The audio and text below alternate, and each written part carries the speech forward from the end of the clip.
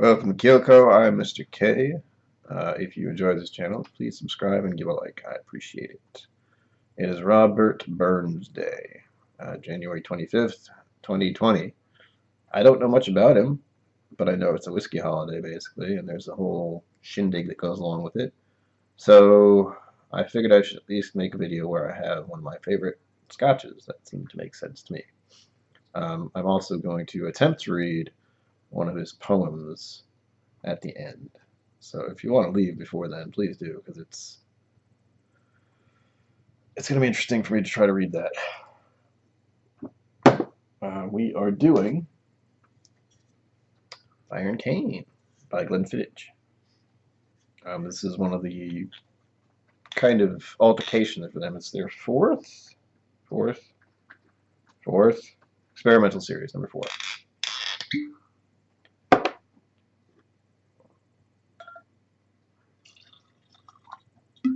It is a not too cold, but a little rainy kind of night, and I have been absent because reasons. Haven't been up to doing anything creative, I guess is the nice way to put that. Beautiful color. Actually really light. I mean, much lighter than I'd expect from a scotch, but especially a scotch that I know is going to have a little kick to it. Is the line. It's beautiful. All right.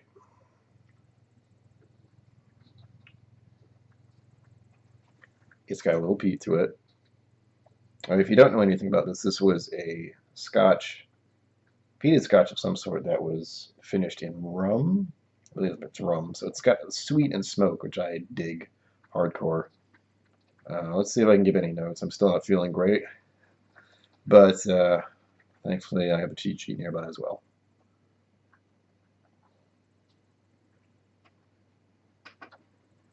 There's a peatiness and there's kind of a saltiness, oddly enough.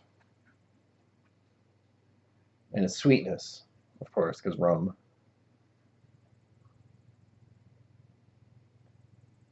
There's sort of a pickle, which I didn't expect to have that thought, but okay. Don't know why. Maybe it's the salt thing. Citrus, like orange citrus, like orange zest maybe.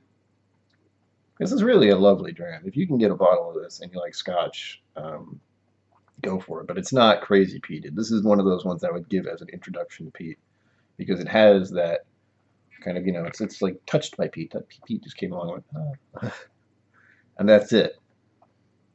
But it's got this lovely sweetness to it that I can't not smell. But I imagine other people would smell the peat much more than I do nowadays. I could do this for a very long time, so I better stop.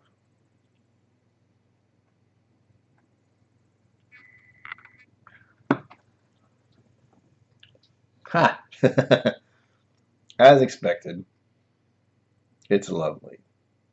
Also, as expected, I'm still not feeling great, so I can't taste a heck of a lot.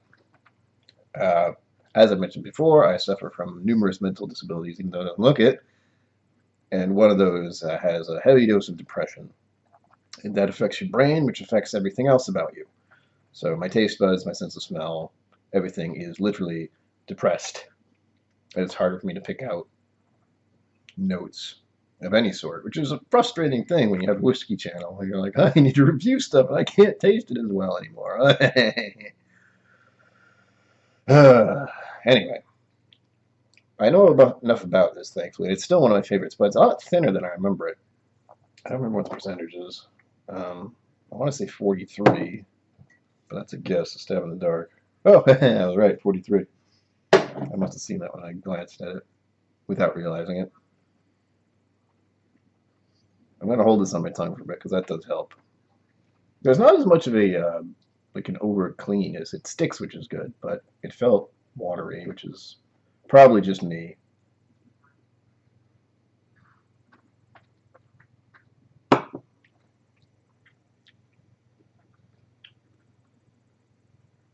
There are some smoky notes to it. A tinge of sweetness. I got honey, which is funny. It's a lot sweeter than I expected. Ow. But again, I'm used to higher peated stuff nowadays, and I'm used to higher proofs. So those two things, after not having this for a very long time, I don't drink this very often. I drink it when I feel like it, which is sporadic as all hell because I don't know when I can get this bottle again. I think it's still out there. I'm paranoid it's going to disappear, and I really like it.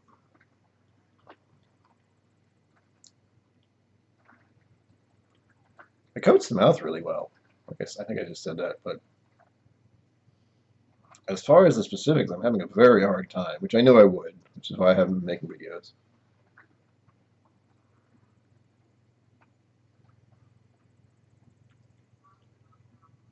A little peppery,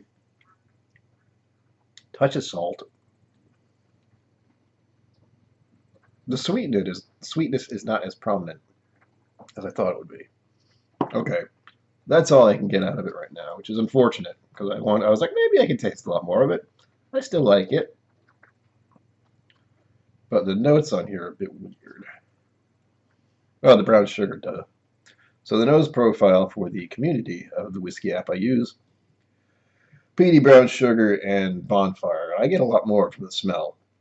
The flavor is what I'm having a problem with right now, and that might be because I'm a little congested. I don't know. Could be a whole number of things.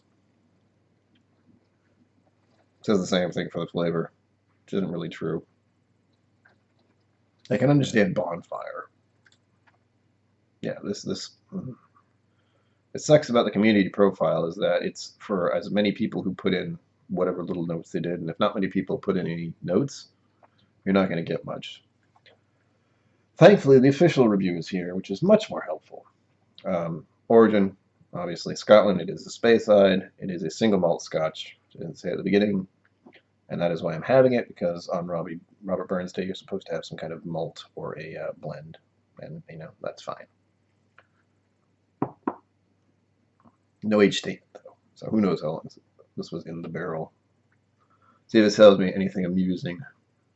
I guess I'll just say the whole thing. Glenfiddich Fire and Cane features a fusion of two bold flavors coming together to form the unexpected combination of smoky Glenfiddich whiskey finished in sweet rum casks. Fire and Cane is inspired by the early innovation of Glenfiddich master malt Brian Kinsman, another Brian, who in 2003 first ran peated spirits through the Glenfiddich stills, birthing the concept of what would become the Innovation Experimental Series. Oh, is that why they're doing that? Nice.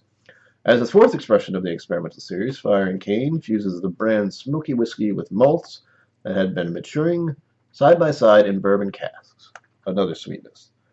Showcasing Glenfiddich's sweet and fruity signature style. That's what I'm talking about. Taking it a step further, all of the whiskeys were finished in Latin rum casks. Latin rum casks? I did not know. To produce a surprising overlay of added caramel toffee sweetness. See, little things like that I need to know. I didn't know that, but now I do. The color is officially golden. Oddly enough, it's a little darker than usual. That's probably because it was touched by bourbon casks. When I can actually see the bourbon almost, although I'm not looking at. There we go. Yeah, golden. That's good. When I hold it up to this, there's a whole different lighting. So up to that, where the light's coming from, I would definitely say golden. Official notes for the nose are billowing soft peat notes, like distant smoke on the wind. I wish I had said that. It's true. Rich sweet toffee with zesty fresh fruit notes. Okay, I got a few of those. And spiciness. True. The official taste is where I'm having a problem. I didn't turn my speakers off. Like a Highland peat campfire with oak notes and toffee. You're saying the same thing. Sharp green fruit, sweet baked apple, and soft smoke. Baked apple.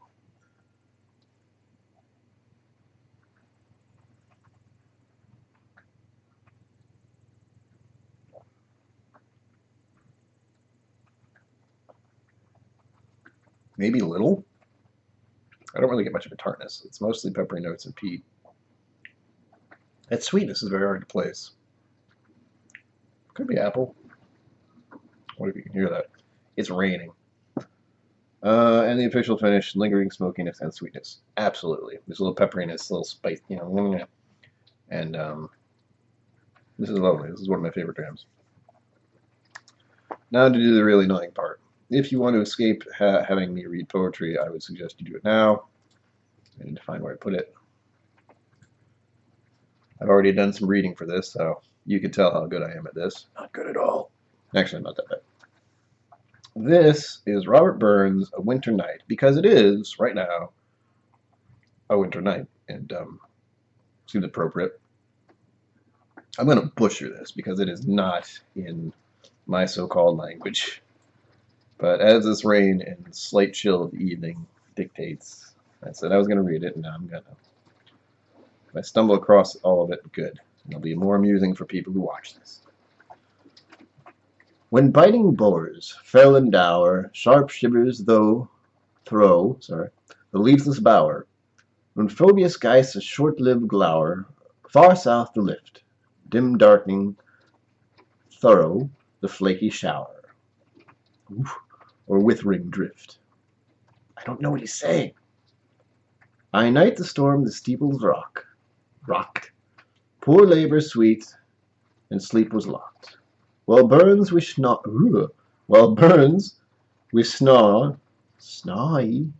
S-N-A-W-Y, while Burns we snawy, wreaths upchoked, wild eddying swirl, or thorough, the mining outlet bulked. Down headlong hurl.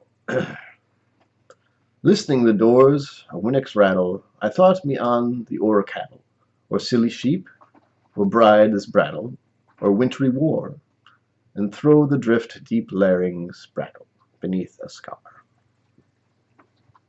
I don't know how to pronounce most of this. Damn it, it keeps moving on me. Ilk happening bird, we helpless thing, that in the merry months of spring delighted me to hear thee sing. What comes of thee? What wilt thou crowry, thy chattering wing? I close thy hour? I? It's got E, comma, E. I. E? I love this. Even you on murdering errands, toyed, lone from your savage homes, exiled.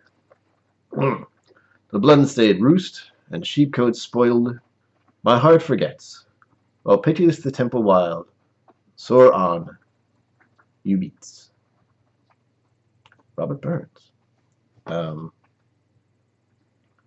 Winter Night. I'm going to actually listen to this after I stop, so I actually know what he's supposed to say. I didn't listen to it because I wanted to stumble through it, because that was some fun reading, to say the least. So, happy Robert Burns Day to all. I hope to get back in the swing of things at some point. No promises until spring, honestly, because, you know, life. But I do have a number of whiskeys over here. I'm trying to rearrange things. Stuff is happening. I also have this, given to me by a wonderful gentleman by the name of Cliff. There are whiskey samples in here. They're all mine. My precious. I look forward to reviewing a few of these at some point, because I don't think I've had any of them, and one of them I definitely have never had. It's from 1983. It was when it was put in a bottle, apparently, or put in a barrel. 31-year-old. Not going to tell you what it is. You'll have to subscribe. Sorry. That's how it works. Until next time. What do they say in Scotland? I guess they say sláinte too. Sláinte, cheers, and, you know, to you and yours.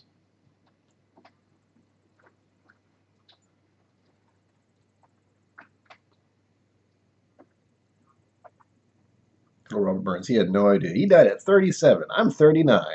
What the heck?